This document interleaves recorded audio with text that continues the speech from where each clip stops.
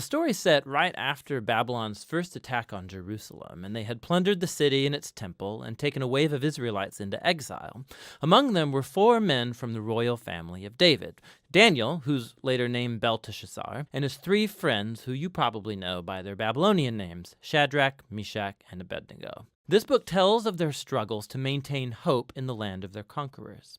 The book's design seems pretty simple at first. Chapters 1 through 6 contain stories about Daniel and his friends in Babylon, while chapters 7 through 12 contain the visions of Daniel about the future. But this 2-part shape is made even more interesting by another design feature, and that's the book's language. It begins in Hebrew, the language of the Israelites, but chapters 2 through 7 are written in Aramaic, a cousin language to Hebrew spoken widely among the ancient empires. But then in chapters 8 through 12, it goes back to Hebrew. This design shows how chapters 2 through 7 are a coherent section, but it also highlights the importance of chapters 2 and 7 for understanding the later chapters of the book. Let's just dive in. Chapter 1 introduces the basic tension of the first half of the book. Daniel and his friends, they're really wise and capable, and they're recruited to serve in the royal palace of Babylon. But they're pressured to give up their Jewish identity by living and eating like Babylonians and violating the Jewish food laws found in the Torah. So they refuse, and they choose faithfulness to the Torah, and it puts them in danger. But God delivers them, and they end up being elevated by the king of Babylon. After this begins the Aramaic section, which you'll see has this really cool symmetrical design. So first, the king of Babylon has a dream that, it turns out, only Daniel is able to interpret. It's about a huge statue made of 4 types of metal, and it symbolizes a sequence of kingdoms, and the head is Babylon. But then a huge rock comes flying in, and it shatters the statue, and it becomes this huge mountain. Now, this dream is the first of many symbolic visions in the book, and this one introduces the basic storyline of them all. Daniel says that the statue represents a train of human kingdoms following from Babylon, and they will all fill God's world with violence. But one day, God's kingdom will come and will confront and humble the arrogant kingdoms of this world and fill the world with the healing justice of God's reign and rule.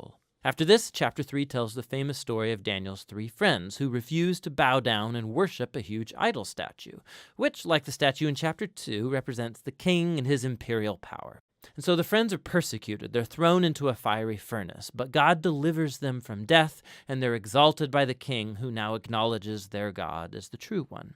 After this come a pair of stories about 2 Babylonian kings, the father, Nebuchadnezzar, and then his son, Belshazzar. They're both filled with pride because of their imperial power, and so, like in chapter 2, God warns them both through dreams and then visions, which, also like chapter 2, only Daniel can interpret. He says that both kings are to humble themselves before God, and both kings arrogantly resist.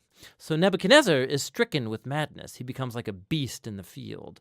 But then he humbles himself before God, and his humanity returns to him. He's restored as king. This is in contrast with his son, Belshazzar, who doesn't humble himself before God, and he's assassinated that very night. Now, these 2 stories draw this imagery from Genesis chapters 1 and 2 and Psalm 8, where humans are depicted as the royal image of God. He's given them authority to rule over the beasts of the field and the birds of the air on behalf of God, who is the world's true king. But when human kingdoms forget that, when they rebel and make themselves and their power into a God, they become less than human, like violent beasts who will face God's justice. Which brings us to chapter 6, the pair of chapter 3. And this time it's Daniel who's being persecuted because he refuses to pray and worship the king as a god. And so, like the friends, he's sentenced to death and he's thrown into a lion's den. But God delivers him from the beasts, and like the friends, the king exalts Daniel and praises his God, which brings us to chapter 7. It's the pair of chapter 2 and the center of the book where all its themes come together. It's another dream, but it's Daniel's this time. And ironically, he can't understand the dream until an angelic messenger explains it to him. He sees a series of 4 beasts, one like a lion, then like a bear, then one like a winged leopard, each of these symbolizing an arrogant kingdom. And last of all is a super beast, identified as a really evil empire, and it has lots of horns, a common symbol for kings in the Old Testament, and there's one specific horn who is an image of an arrogant king who exalts himself above God and persecutes God's people. Now they are symbolized by a figure called the Son of Man, who's an image for both God's covenant people, but also for their king from the line of David. But then all of a sudden, God, who's called the Ancient of Days, comes and he sets up his throne. He destroys the super beast and he exalts the Son of Man on the clouds, where he comes up to sit at God's right hand and share in God's rule over the nations. We can look back now and see how all of these stories in the first half fit together. The three stories of faithfulness despite persecution, these are meant to offer hope to God's suffering people among the nations. But they suffer because human kingdoms have rebelled against God and have become beasts. And so these visions encourage patience, that God's people are to wait for him to bring his kingdom and rule over our world and vindicate his suffering people. But it raises the question about when God is going to do that, and that's what these final three visions set out to explore. In chapter 8, Daniel has another vision about the final two beasts of chapter 7, but this time they're symbolized by a ram, who we're told is the image of the empire of the Medes and Persians, and then by a goat, who's an image of ancient Greece. And out of the goat come a whole bunch of horns, one of which symbolizes the evil king from chapter 7. And we're told more about him, that he will attack Jerusalem and exalt himself above God and defile the temple with idols. However, in the end, he will be destroyed by God, who will exalt his people and his kingdom. Now, by chapter 9, Daniel is very puzzled, especially as to when all of this is going to take place. And so he consults the scroll of the prophet Jeremiah, where God said that Israel's exile would only last 70 years. So for Daniel, the 70 years is almost up. And so he asks God to fulfill his promise soon. But an angel comes and informs him that Israel's sin and rebellion has continued. And so their time of exile and oppression will continue on 7 times longer than Jeremiah envisioned. Daniel is deeply disturbed by this, and he has one final vision. We're shown the same sequence of kingdoms. It's Persia, then Greece, and Alexander the Great, followed by lesser kings, all leading up to this final king of the north, who will invade Jerusalem, set up idols in the temple, and exalt himself above God. But then, all of a sudden, this king comes to ruin.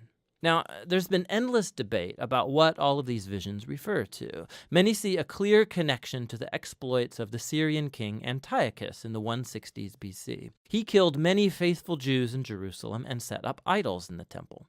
Others think it points forward to the Roman Empire's role in the execution of Jesus and the destruction of Jerusalem and the temple in AD 70. And still others think it will be fulfilled in future events that have yet to happen when Jesus will return. Now the problem is that the symbols and the numbers, they don't quite match any of these views perfectly. But it opens up the possibility that in a sense, they are all right. The book of Daniel has been designed to offer hope to all future generations of God's people. It did so in the days of Antiochus's empire, and it has ever since. This is why Jesus could use imagery from Daniel to describe and confront the oppressive leaders he confronted in Jerusalem. This is why John, the visionary who wrote the Revelation, could adapt Daniel's visions and apply them to Rome of his day and also all future oppressive empires. And so the point of Daniel is that all generations of readers can find here a pattern and a promise. It's a pattern that human beings and their kingdoms become violent beasts when they glorify their own power, when they redefine right and wrong and don't acknowledge God as their true king. But Daniel also holds out a promise that one day God will confront the beast. He will rescue his world and his people by bringing his kingdom over all nations. And so for every generation, this book speaks a message of hope that should motivate faithfulness. And that's what the book of Daniel is all about. The Book of Daniel, Expanded Edition. In our first video on Daniel, we explored the literary design and the main themes of this amazing book of the Hebrew Bible. We're introduced to Daniel and his 3 companions, who are all descendants of King David and were taken into exile in Babylon. Chapters 1 through 7 have a really cool design shape. In chapters 1, 3, and 6, Daniel and his friends' loyalty to Yahweh is tested in various ways. Will they honor the kosher food laws in the Torah? Will they offer allegiance to their God alone? And will they look to their God alone for deliverance? In each case, they are faithful to God and then elevated to places of authority. On both sides of these testing stories are more matching stories. Chapters 2 and 7 focus on dreams about the fall of great world empires and the victory of God's kingdom, while chapters 4 and 5 focus on the downfall of the kings of Babylon because of their arrogance and pride. The remainder of the book, chapters 8 through 12, contain 2 more dreams that unpack the earlier dreams, and then an intercessory prayer that Daniel offers on behalf of his suffering people. Now, the book of Daniel was designed to be part of the unified collection of scriptural scrolls, later called the Torah, the Prophets, and the Writings, or Tanakh in Hebrew.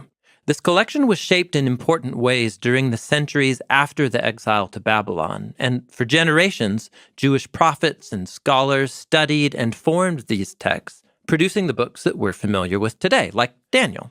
As the scroll collection grew, some books were expanded to connect them more explicitly with the themes found in other scrolls. This sometimes resulted in a longer second edition, and that's what happened to the book of Daniel. The Hebrew and Aramaic edition was finished somewhere in the 2nd century BC and was expanded sometime in the 2nd to 1st centuries BC and was then translated into Greek not long after. In Jewish tradition, this Greek translation eventually fell out of use, but it became widespread among Jesus' followers in the first centuries of the Christian movement. In fact, the expanded Greek version became the standard biblical version of Daniel in the Roman Catholic and Orthodox traditions, while Judaism and later Protestant Christians went with the earlier and shorter Hebrew Aramaic version. So let's explore the additional material of edition 2. It is really cool. The book was given a new prologue called Susanna and a new epilogue called Bel and the Dragon. Both stories develop Daniel's character and address some of the gaps in the story of Daniel's first edition. The new prologue begins with a woman named Susanna who is married to Joachim, and together they live among the exiles in Babylon. They have a really nice garden where they like to host the exiled elders and leaders of Israel. But 2 of the elders want to get into bed with Susanna, so they trap and threaten her. If she won't sleep with them, they will make up a story that she's committed adultery and have her executed. Through subtle clues and links back to the book of Genesis, Susanna is here being portrayed like Eve in the Garden of Eden, who's being tested by these snake-like elders. But unlike Eve, Susanna stands up against these sly deceivers, and she trusts her fate to God. So when the elders do accuse Susanna, Daniel steps up, like Adam did not do for Eve. He's given a spirit of wisdom, like Solomon, and he cleverly exposes the deception of the elders, who end up suffering the very fate that they planned for Susanna. This new prologue offers a backstory for how Daniel became the wise man that we meet in the book's first edition. But more importantly, it portrays Daniel and Susanna as reversing the failure of Adam and Eve in the garden, and it leads to deliverance. This prepares you to see the Daniel of the stories that follow as an image and a pointer to the new Adam figure in Daniel chapter 7, the one who overcomes the beastly kingdoms of this world and rules alongside God, just as humanity was called to do in the early chapters of Genesis. In fact, Daniel's victory over that beast is the main theme of the new epilogue, called Bel and the Dragon. In Daniel's first edition, the story ends with Daniel's dream about how Israel would suffer for many more years before God brings down the corrupt kingdoms of our world.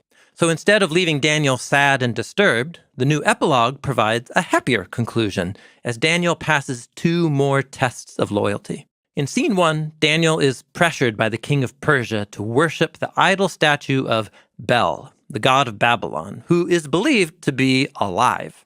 But Daniel refuses, and he cleverly proves that it is only a statue, and so the king allows him to tear it down. In scene 2, the king invites Daniel to worship this terrible beast that in Greek is called a drakon. It can refer to a snake or a sea dragon, which are both images in the Hebrew scriptures for powers of chaos and evil. But instead of worshiping this beast, Daniel destroys it by feeding it so much poison food that its belly explodes.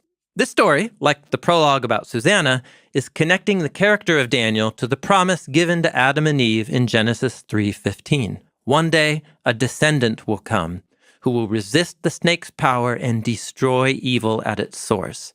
He will be wise and faithful, just like Daniel, the descendant of David. The other extra section in Daniel's second edition is found in the famous story of Daniel's 3 friends and the fiery furnace. As they stand there in the flames, they burst out in a song to their God that is based on the biblical Psalms 136 and 148. They confess the sins of Israel that led to the Babylonian exile, which in the biblical prophets is often portrayed as a fiery furnace. So the only way out of the fire is to acknowledge Israel's rebellion and ask God for mercy. So the angel of the Lord shows up and delivers them, and they offer a long prayer of praise to God as the creator of all, who delivers his people so that all the nations can see and praise him. So when you back up and you compare Daniel's first and second editions, the basic message is still the same. The new material of the longer edition shows us how later Israelite prophets and scribes read and understood Daniel's story, and how they connected it to the main themes of the rest of the Tanakh. It's all about the seed that God promised to raise up from the line of David, a new human who will endure suffering, remain loyal to God, and overcome the powers of chaos among the nations in order to establish God's kingdom forever. And that's what the first and second editions of Daniel are all about.